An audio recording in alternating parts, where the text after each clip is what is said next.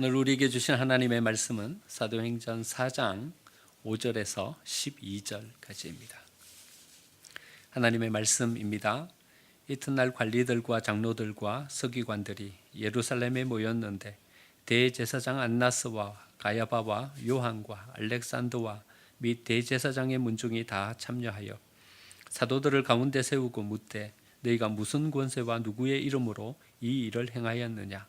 이에 베드로가 성령이 충만하여 이르되 백성의 관리들과 장로들아, 만일 병자에게 행한 착한 일에 대하여 이 사람이 어떻게 구원을 받았느냐고 오늘 우리에게 질문한다면 너희와 모든 이스라엘 백성들은 알라. 너희가 십자가에 못 박고 하나님이 죽은 자 가운데서 살리신 나사렛 예수 그리스도의 이름으로 이 사람이 건강하게 되어 너희 앞에 섰느니라. 이 예수는 너희 건축자들의 버린 돌로서 진 모퉁이의 머릿돌이 되었느니라. 다른 이로서는 구원을 받을 수 없나니 천하 사람 중에 구원을 받을 만한 다른 이름을 우리에게 주신 일이 없음이라 하였더라. 아멘. 내일 모레가 성탄절입니다. 곧 예수님이 오십니다. 예수님이 오심을 믿으십니까? 네, 예수님이 오셨습니다. 그런데요, 우리에게로 안 오시고 저 먼 데로 오시면 그 오신 예수님이 우리가 무슨 상관이 있겠습니까? 그 오신 예수님이요, 나에게는 안 찾아오고 옆에 있는 사람에게만 찾아오면 오신 그 예수님이 무슨 상관이 있겠습니까? 나에게로 찾아오신 예수님이 나에게 의미가 있는 것이고 소중한 것이죠. 여러분들의 삶 가운데 예수님이 찾아가시는 줄 믿습니다. 옆에 계신 분들과 함께 인사 한번 나누겠습니다. 집사님에게로 예수님이 찾아가십니다.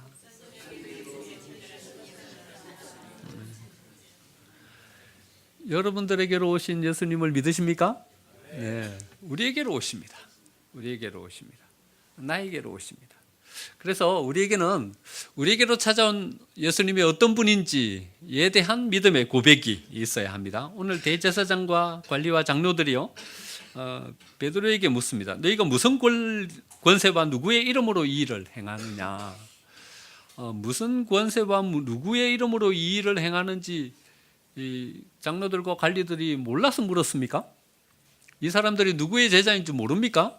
다 알고 있습니다. 예수님의 제자이다. 사도 베드로, 제자들 가운데 수장이다. 다 알고 있습니다. 그런데 누구의 이름으로 일을 행하느냐, 무슨 권세로 일을 행하느냐, 왜 물었습니까? 이 질문은요, 단지 누구의 제자이냐 이 질문을 하는 것이 아니라 이런 질문인 것입니다. 너희들이 만난 예수님은 어떤 예수님이냐? 너희들에게 어떤 가르침을 주셨고 너희에게 어떤 능력과 권세로 임하셨느냐? 너희들에게 어떤 권세를 주셨기에 너희들이 이 병자를 이렇게 고쳐냈냐? 이렇게 질문하는 것입니다. 여러분, 베드로에게 이 질문이 주어졌을 때요, 베드로는 명확하게 이야기할 수 있었어요. 너희에게 찾아온 예수님이 어떤 분이냐? 질문하니까 예수님이 우리에게 찾아오셨는데 이 예수님은 이런 분입니다. 명확하게 딱 이야기할 수 있었어요. 여러분, 만약에 여러분들에게 이 질문을 한다면요, 여러분들은 어떻게 대답하시겠습니까? 여러분들에게 찾아오신 예수님은 어떤 분이십니까? 대답하실 수 있으십니까? 여러분들에게 예수님은 어떤 분이십니까? 나름대로의 어떤 주관적인 생각을 가지고 대답할 수 있을 것입니다. 우리의 삶 가운데 우리를 만나 주신 예수님, 우리의 삶 가운데 찾아오셔서 여러 가지 은혜를 베풀어 주신 예수님, 우리 경험을 바탕으로 우리가 대답할 수 있을 것입니다. 물론 여기 베드로도 자기 경험을 바탕으로 지금 대답하고 있는 것입니다. 하지만 여기에 기록된 베드로의 대답은 모범 답안입니다. 예수님이 어떤 분인지 베드로는 세 가지로 나누어서 이야기하고 있어요. 10절부터 12절까지요.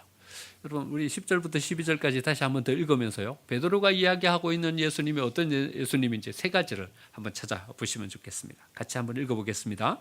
너희와 모든 이스라엘 백성들은 알라. 너희가 십자가에 못 박고 하나님이 죽은 자 가운데서 살리신 이 사람이 강건하게 되어 너희 앞에 섰느니라. 이 예수는 너희 건축자들의 버린 돌로서 진 모퉁이의 머릿돌이 되었느니라. 다른 이로서는 구원을 받을 수 없나니 천하 사람 중에 구원을 받을 만한 다른 이름을 우리에게 주신 일이 없음이라 하였더라. 베드로가 이야기하고 있는 세 가지 뭡니까? 첫 번째는 예수님은 우리를 대속하기 위해서 십자가에 못 박혀 돌아가신 예수님이다. 예수님 왜 오셨냐? 십자가에 못 박혀 돌아가시기 위해서 오셨다. 대부분의 사람들은 어떻게 삽니까? 우리가 이 세상 가운데 더 풍성한 삶을 세워가기 위해서요. 이 세상 가운데 더 빛난 영광을 누리기 위해서 이 세상의 삶을 살아갑니다. 근데 예수님의 삶의 목표는 뭐냐 하면요, 십자가에 죽는 거예요. 십자가에 죽는 거, 그게 목표예요. 예수님 어떤 분이신가? 어떤 분으로 우리에게 오셨는가? 십자가에 못 박혀 돌아가시기 위해서 오신 예수님입니다. 두 번째 베드로는 또 이렇게 이야기해요.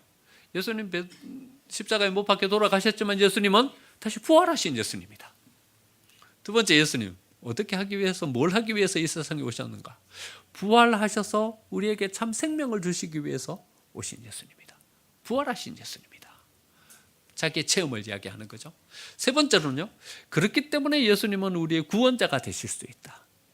이 세 가지가 베드로가 이야기한 예수님에 대한 모범 답안이에요. 예수님 어떤 분이셔요? 십자가에 못 박혀 돌아가신 분이세요. 예수님 어떤 분이세요? 부활하셔서 우리에게 생명을 주신 분이세요. 예수님 어떤 분이세요? 우리의 참된 구원자가 되시는 분이세요. 이게 바로 베드로가 만난 예수님이세요. 여러분들이 가지고 계신 예수님을 향한 고백과 베드로가 고백하고 있는 이 세 가지를 한번 비교해 보시면 좋겠습니다. 그래서 우리가 고백하고 있는 예수님, 어떤 부분을 좀 조정해야 하는가, 어떤 부분은 우리가 좀 더 무게감을 가지고 더 생각해야 하는가, 이 부분에 대해서 한번 오늘 말씀을 한번 나눠보겠습니다. 첫 번째, 베드로가 말씀하신 그 예수님은 십자가에 못 박혀 돌아가신 예수님이에요. 십자가에 못 박혀 돌아가신 예수님은 어떤 예수님이에요? 어떤 예수님인가 하면요, 완전한 사람으로서 이 세상에 오신 예수님이에요. 만약에 하나님이면요, 죽어요? 죽을 수 없는 거예요. 그러니까 십자가에 못 박혀 돌아가신 예수님은 어떤 예수님인가 하면요, 완전한 사람으로 이 세상에 오신 예수님이세요. 예수님은요, 배고프면 먹을 것을 찾으셨어요. 그러니까 하나님이기 때문에 배는 하나도 안 고픈 그런 분이 아니라 배가 고프면 뭘 드셔야 하는 분이셔요. 피곤해도 안 쉬어도 끄떡없는 분이 아니라 피곤하면 주무셔야 되는 분이셨어요. 파도치는 배 안에서요, 골아 떨어지셨어요. 예수님요, 피곤하시면 주무셔야 되는 거예요. 예수님도 슬프면 우셨어요. 나사로가 죽었을 때 무덤 앞에서 예수님 우시면서 함께 슬퍼하셨어요. 배고프고 피곤하고 슬프면 같이 우시는 분이셨어요. 또 사회 불합리한 부분들을 보면요, 함께 분노하시는 분이셨고요, 외식하는 자들을 향하여서요, 책망하시는 분이셨어요. 회칠한 무덤 같은 자라고 책망하시는 분이셨어요. 그러니까 예수님은요, 완전한 사람으로서 이 세상에 서 계신 분이셨어요. 그런데요, 이단 가운데 예수님이 사람으로 오신 것을 부인하는 이단이 있어요. 예수님 사람 아니다. 예수님은 하나님이시다. 누군가 하면요, 영지주의예요. 그노시즘이에요. 이 사람들은요, 예수님이 사람으로 오신 것을 부인해요. 그래가지고 뭐가 되냐면 도케티즘이 돼요. 이 사람들의 생각을 도케티즘이라고 이렇게 이야기해요.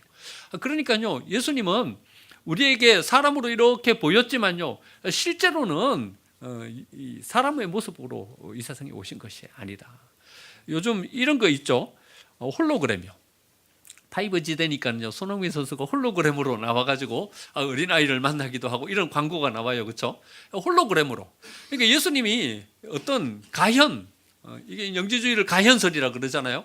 가현으로 나타나신 거예요. 진짜가 아니에요. 하나님이에요. 그러니까 우리 눈에 홀로그램처럼 그렇게 나타나신 분이다. 이렇게 주장하는 사람들이 있는 거예요. 이렇게 주장하면요, 여기에 우리 신앙에 문제가 생겨요. 어떤 문제가 생겼냐 하면요, 영적인 것만 추구하는 그런 신앙의 오류에 빠지게 되는 거예요. 어떤 사람을 소중하게 생각하냐 하면요, 영적인 사람을 소중하게 생각해요. 어떤 사람은 별것이 아니라고 생각하냐 하면요, 땀 흘리고 열심히 일하고 봉사하고 하는 것은 별것 아니라고 생각해요. 그러니까 이 세상의 것들은요, 전부 다 멸망받을 것들이에요. 이 세상의 것들은 다 불타버릴 것들이에요. 그러니까 아무렇게나 살아도 상관없어요.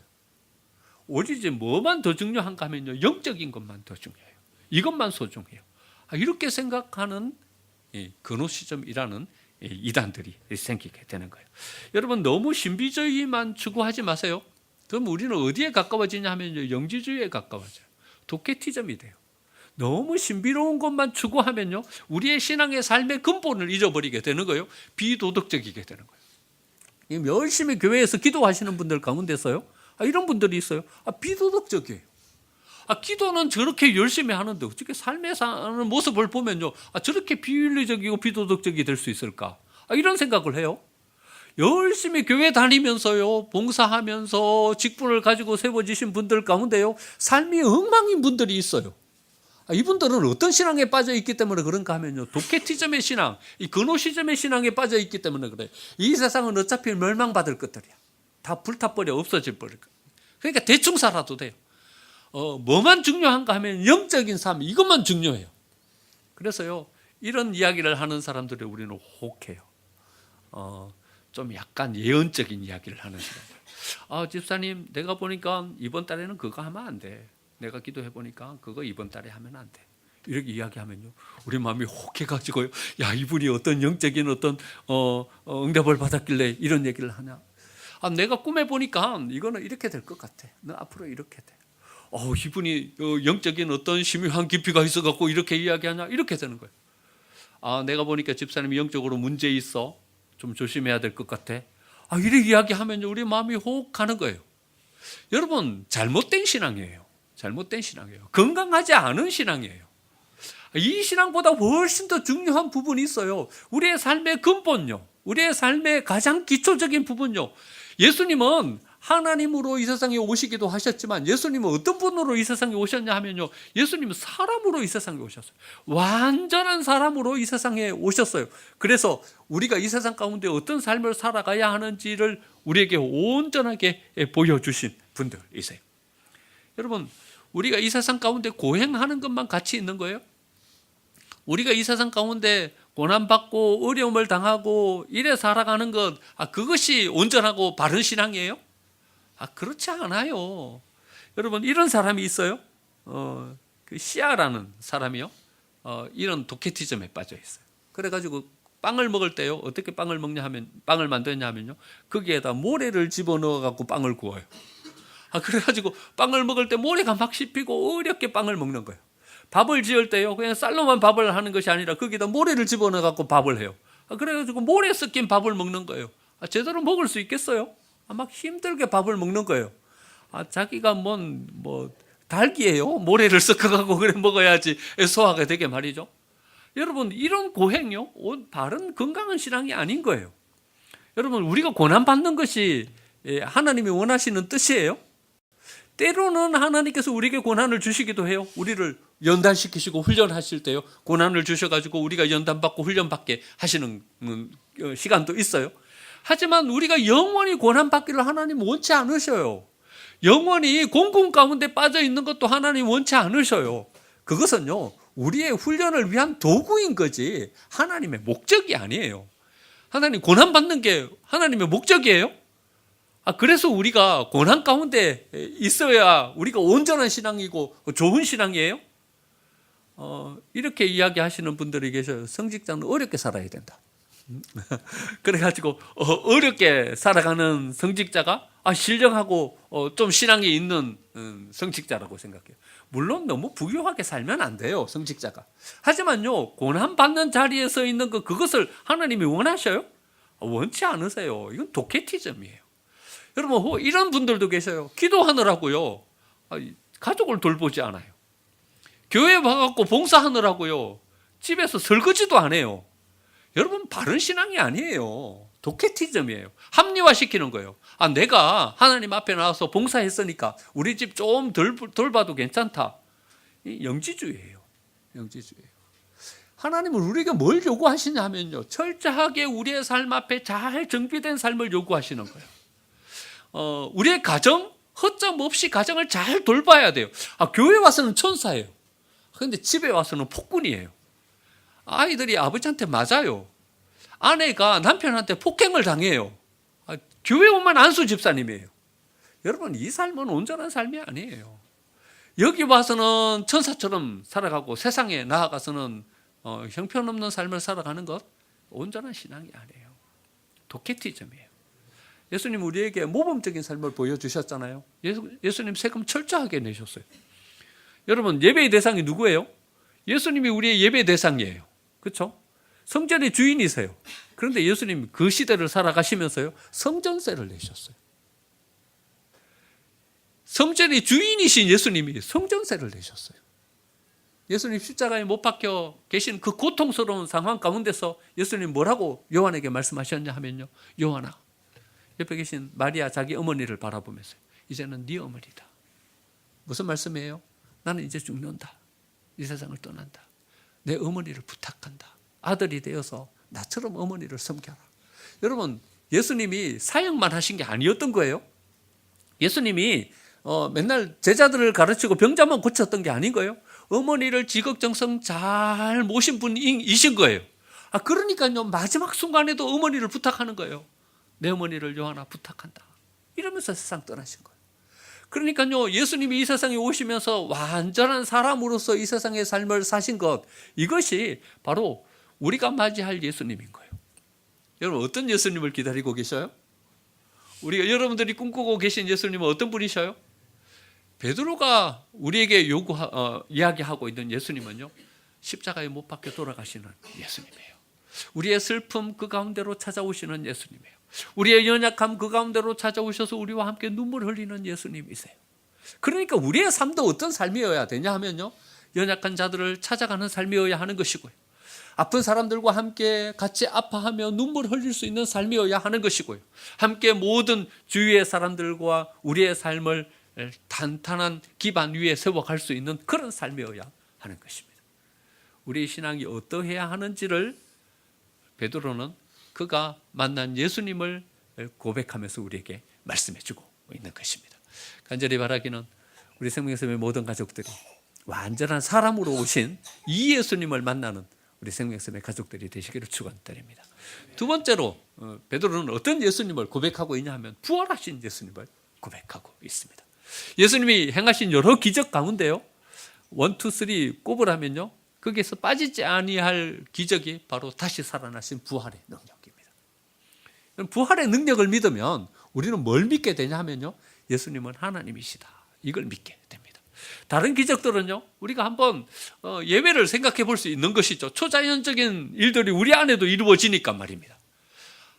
사람이 병이 고쳐지고 어떤 기적과 같은 일들이 우리 안에도 일어나잖아요. 그러니까 어떤 예외를 이렇게 생각하면서 예수님을 생각해 볼 수 있게 돼요. 그런데요, 다시 살아나신 것, 이것은 어떤 예외적인 부분으로 생각해 볼 수 없는 거예요. 어떤 사람이 다시 살아나도 그 사람은 죽어요. 나사로 다시 살아났죠? 그런데 나사로가 아직까지 살아있어요? 어디 가면 만날 수 있어요? 아니요, 나사로 다시 죽었어요. 그런데 예수님은요, 다시 살아나셔서 승천하신 분이세요. 그러니까 이 예수님의 부활을 믿으면 우리는 예수님을 어떤 분으로 믿게 되냐 하면, 예수님은 하나님으로 이 세상에 오셨구나, 이것을 믿게 되는 것입니다. 여러분, 예수님의 부활을 안 믿는 대표적인 이단이요, 에비온파입니다. 에비온파는요, 예수님이 하나님으로 이 세상에 오셨다는 것을 부인해요. 예수님은 어떤 분인가 하면요, 완전한 인간이에요. 뛰어난 인간이에요. 가장 성령이 충만한 사람이고요, 가장 능력이 큰 사람이고요, 가장 지혜로운 분으로 이 세상에 오셨다, 이렇게 생각해요. 예수님은 하나님 아니다. 성령이 충만하셨기 때문에 이 세상 가운데 뛰어난 어떤 면모를 우리에게 보여준 것이다, 이렇게 이야기하는 사람이 있어요. 그 대표적인 사람이 누군가 하면 알버트 슈바이처예요. 슈바이처를 잘 아시죠? 슈바이처를 우리는 어떻게 생각하냐 하면요, 아프리카의 성자라고 생각해요. 의사로서 아프리카에 가서 병들고 어렵게 살아가는 사람들을 위해서 일평생 헌신하며 섬긴 사람이라고 생각해요. 그런데 알버트 슈바이처는 신학자예요. 신학교 교수예요. 그가 뭘 가르쳤냐 하면요, 현대신학을 가르쳤어요. 그가 두 권 유명한 책을 썼어요. 예수전이라는 책과요, 역사적 예수라는 책을 썼어요. 그 책에 보면요, 이런 내용이 나와요. 예수님이 이 세상에 오셔서 성령 충만해가지고 하나님의 말씀을 선포하셨다. 그런데 아무리 말씀을 선포해도 세상 사람들은 도무지 예수님의 말씀을 들으려고 하지 않았다. 그래서 예수님은 역사의 수레바퀴 그 가운데로 자기 몸을 던지셨다. 그래가지고 역사의 수레바퀴에 치이신 거예요. 그리고 거기 돌아가신 거예요. 역사의 수레바퀴가 예수님의 그 몸에 치여갖고 잠깐 들컹하면서 멈추어서는 더 싶었지만 여전히 역사의 수레바퀴는 지금도 굴러가고 있다. 그런데 그 수레바퀴에 뭐가 묻어 있냐 하면 예수님의 흔적이 묻어 있는 거예요. 예수님의 피가 묻어 있고 예수님의 살이 묻어 있는 거예요. 그래서 사람들은 예수님의 그 피, 그 살 때문에 영향을 받는 거예요. 삶에 어떤 감동을 받기도 하고 역사적 그 예수님처럼 자기의 삶을 살아가려고 도전하고 시도하는 거예요. 여러분, 그럴듯해 보이죠? 멋져 보이죠? 그런데요, 이 이야기는 어떤 전제를 전제하고 있냐면 예수님은 하나님이 아니다, 이것을 전제로 하고 있어요. 그래가지고요, 우리나라에도 신학이 생겼고요, 브라질에도 신학이 생겼어요. 역사적 예수. 알버트 슈바이처가 쓴 이 책에 기초해가지고요, 브라질에 생긴 신학이 해방신학이에요. 여러분 한번 들어보셨죠? 해방신학. 우리나라에도 이런 신학이 생겼어요. 민중신학. 여러분 들어보셨죠? 민중신학. 그래가지고 이런 사람들이 생겨나기 시작했어요. 분신 자살하시는 분들. 폄하하는 건 절대로 아니에요. 같이 있어요. 그런데요, 이분들은 예수님이 하나님으로 오신 것을 부인해요. 그저 내 몸 한 몸 던져서 이 역사에 뭔가를 조금 바꿀 수 있다면, 이 역사에 어떤 영향력을 조금 끼칠 수 있다면 예수님처럼 기꺼이 나도 그래 하겠다. 역사의 그 수레바퀴 한가운데로 내 몸을 던지겠다. 이렇게 이야기하는 사람들이에요. 그래서 우리나라에 이런 분들이 계시죠. 청계천의 예수님, 서울의 예수. 이름을 이야기하지 않겠습니다. 이름을 이야기하면 혹시 여러분들 노동운동 하시는 분들, 이분들의 삶을 폄하하는 것은 아닙니다. 그런데요, 이분들의 삶은 이런 주관 속에서 생긴 것입니다. 예수님이 하나님으로 오신 것을 인정하지 않아요. 완전한 인간으로 이 세상에 영향력을 주신 분, 이 세상의 삶의 어떤 방향을 조금 틀어 놓으신 분, 이런 분으로 보는 것입니다. 그래서 나도 이 세상 가운데 불타는 인생이 되어서 이 세상의 삶에 영향을 주는 사람으로 서겠다, 이렇게 고백하며 쓰는 것이죠. 예수님 그런 분이십니까? 조금 이 세상 가운데 영향력을 주시는 분. 여러분들은 예수님을 어떻게 받아들이고 계십니까? 혹시 이래 받아들이고 계시진 않으십니까?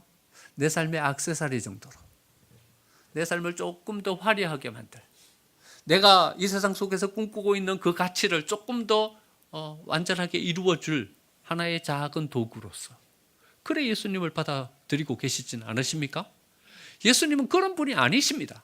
단지 조금 영향력을 주시는 그런 분으로 이 세상에 오신 분이 아니라 우리의 삶을 송두리째 변화시킬 수 있는 능력을 가진 하나님으로 이 세상에 오신 것입니다.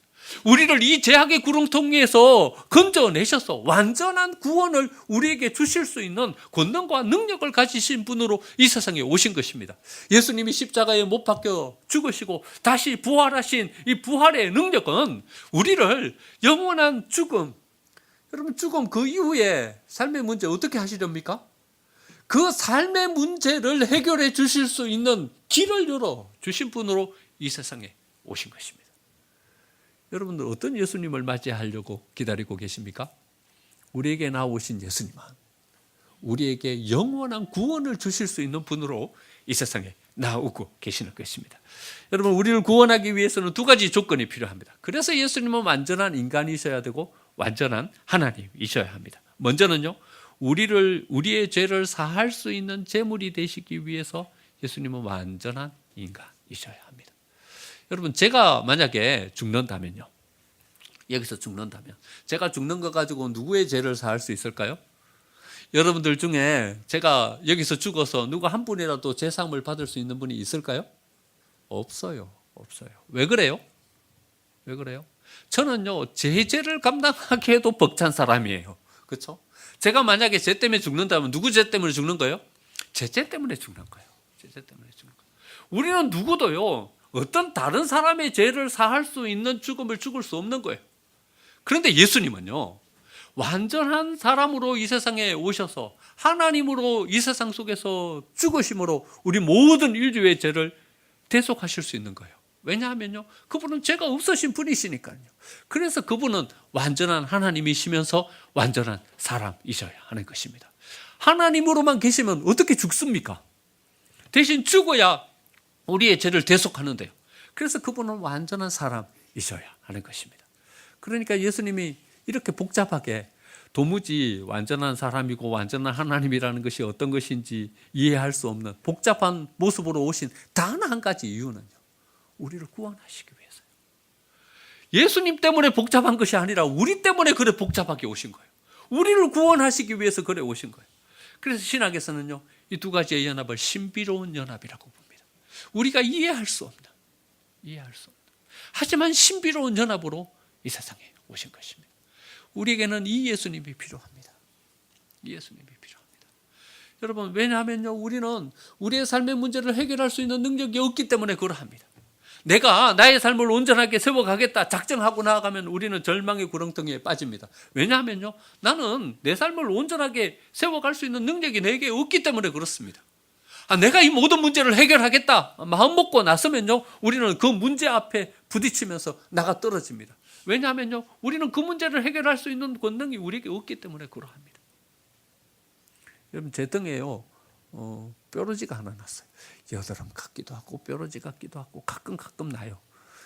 사춘기는 훨씬 지났으니까 여드름은 아닌 것 같은데 뭐가 나요. 나면요, 얼마나 그 주위가 가려운지 몰라요. 근데 이걸 해결할 방법이 없어요. 왜냐하면요, 손이 안 자라가요. 거기까지요. 아침에 출근했는데 지난 화요일인가 막 가렵기 시작하는데요, 누가 있어요? 아무도 없어요. 가려운 걸 해결할 방법이 없는 거예요. 하고 저녁까지 참았다가 들어가고 우리 집사람한테 별 아쉬운 소리 다 해가지고 겨우 그거 해결했어요. 자, 그걸 거죠. 여러분, 우리는 어떤 존재인가 하면요, 우리 몸에 난 작은 뾰루지 그거 하나도 해결할 수 없는 그런 존재가 우리예요. 우리에게 누가 필요해요? 우리에게 구원자가 필요해요. 우리가 누가 필요해요? 우리가 직면하고 있는 문제, 그것을 이기고 극복할 수 있는 능력을 줄 하나님이 우리에게 필요해요. 우리를 도와줄 조력자가 필요해요. 그분이 누구세요? 그분이 바로 예수님이세요. 예수님이 왜 오셔요? 이 문제를 해결하기 위해서요. 빈들에서 굶고 있는 그 사람들을 먹이신 예수님, 한센병에 걸려서 저주받은 사람이라고 치부받는 그들을 구원해내시기 위해서 오신 예수님, 5번이나 결혼하고 6번째 또 실패해서 모든 사람들에게 지참받는 패배자가 되어버린 그 여인을 다시 회복하기 위해서 오신 예수님, 그 예수님이 지금 우리에게로 오시고 계시는 것입니다. 여러분, 그 예수님을 맞아들이셔서 그 예수님을 통해서 우리가 안고 있는 궁극의 문제를 해결하고 하나님 안에서 복된 삶을 누리는 우리 생명샘의 모든 가족들이 다 되시기를 간절히 축원드립니다. 아멘. 우리